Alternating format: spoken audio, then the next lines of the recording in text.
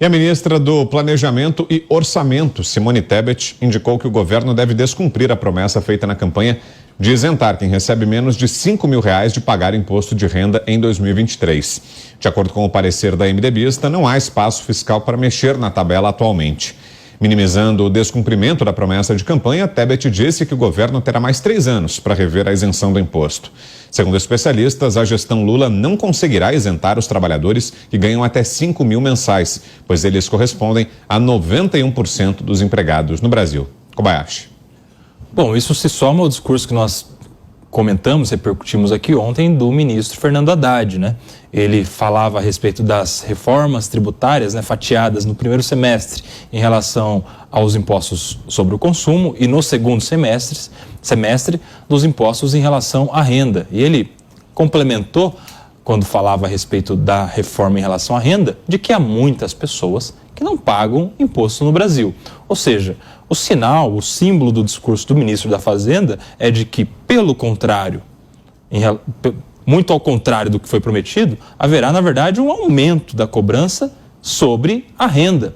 E aí vem hoje a ministra Simone Tebet e faz coro a isso com esse discurso a respeito das impossibilidades do governo de realizar tão logo a promessa feita em campanha. Aliás, a gente tem visto não só a ausência de isenção a quem ganha até R$5 mil, mas temos visto já uma cobrança de imposto de renda para a pessoa que ganha cerca de um salário mínimo e meio. Então, a gente está vendo aí o governo caminhando em sentido oposto a tudo o que prometeu na campanha eleitoral. Seria muito bom se a gente tivesse uma reforma tributária única, que simplificasse as questões tributárias no país e que, de fato, tirasse o imposto sobre o consumo e colocasse na renda, mas de uma maneira equilibrada. Mas fica muito difícil, né? Fala uma coisa, faz outra. Pavinato. É óbvio, não dá. A gente falou isso a semana inteira, estamos falando disso a semana passada. Como é que agora, neste momento, com gastos aumentando, mesmo a mesma arrecadação de impostos, eu vou cortar impostos aumentando. Agora não dá. Agora não dá. Tem que pagar o palácio. Agora não dá. Tem que pagar o aumento dos servidores federais. Agora não dá. Tem que pagar uma série de coisas novas. Agora não dá. Eu tenho que gastar com tantas outras coisas. Não dá para cortar imposto.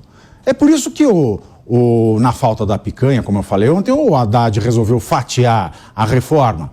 E ele vai começar por onde dói mais, que é o consumo.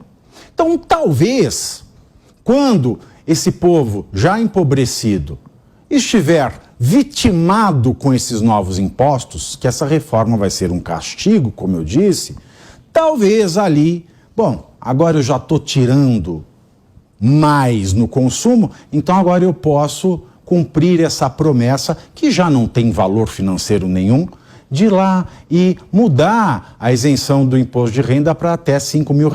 Mas antes eu te assalto e depois eu devolvo um pouquinho do produto deste roubo. É isso que vai acontecer, infelizmente. Não tem outra perspectiva. Fora da matemática é a matemágica. E a matemágica destrói um país. José Maria Trindade, você, Zé, queremos te ouvir também sobre essa declaração da ministra Simone Tebet, admitindo que não vai ser possível cumprir em 2023 essa promessa de campanha do presidente Lula de mudanças, de ampliação da tabela, da faixa de isenção da tabela do imposto de renda. Zé? Me avisaram que isso iria acontecer. Olha, Vitor, há um tempo atrás, um ex-secretário de transporte daqui do Distrito Federal, a secretaria o chama de mobilidade, né, me falou sobre a promessa de um candidato ao governo do Distrito Federal de acabar ou reduzir muito os famosos pardais, que são os radares espalhados pela cidade. E aí o ex-secretário me disse o seguinte: quando o governador ganhou, ele não vai acabar, porque ele vai descobrir o quanto é a arrecadação destas armadilhas, algumas são armadilhas, né, dos pardais, dos radares. E foi dito e feito. O governador prometeu acabar com os pardais, ganhou e não acabou porque ele descobriu que a arrecadação é muito grande. Da mesma forma, quando Lula prometeu que iria mudar a tabela de contribuição do imposto de renda, ele iria descobrir mais tarde né? E ele já foi governo, deveria saber disso, de que a pirâmide de pagamento de imposto de renda, a base é que dá a maior arrecadação. Eu assisti um debate, inclusive com a participação do PT, porque o PT queria uma super alíquota de imposto de renda. Imagina, uma alíquota que seria próxima de 40%, hoje já 27%, 30% por cento do imposto de renda, do imposto salarial. Isso não é renda, é salário, né? E quando o PT apresentou a super alíquota, descobriu que a arrecadação seria mínima e um desgaste muito grande, um desgaste político muito grande. Então, eu pude ver ali no cálculo apresentado pelo Ministério da Fazenda de que a base desta pirâmide de arrecadação do imposto de renda é que sustenta o processo. Então, isso aí, o atraso disso, é sim um aumento da arrecadação e vem dos assalariados. Esta é a realidade. O argumento é de que não pode mudar. Pode, o governo pode mudar. Ninguém vai entrar contra uma anualidade, sendo que vai beneficiar o consumidor. Se fosse contra o consumidor, aí haveria sim problema jurídico com base na anualidade. Só se pode criar imposto com base no ano seguinte. Em um ano se cria para o ano seguinte. Mas nesse caso, como é para beneficiar o contribuinte, né, isso poderia.